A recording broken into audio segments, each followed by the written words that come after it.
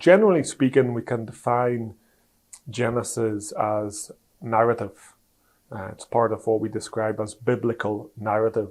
And I would say that there are three main characteristics of biblical narrative in general, which is also true of the book of Genesis. Genesis is historically accurate, it's theologically driven, and it's also artistically sophisticated. So let me unpack those for you. So it's historically accurate. It reveals what has taken place.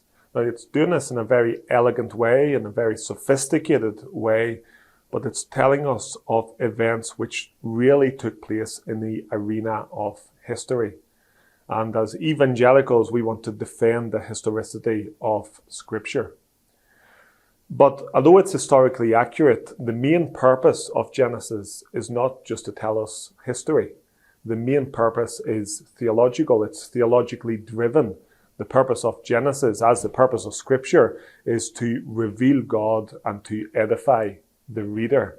And so you have the revelation which is taking place in the arena of history, but the purpose is to reveal God and to reveal His character and to reveal His plan of salvation.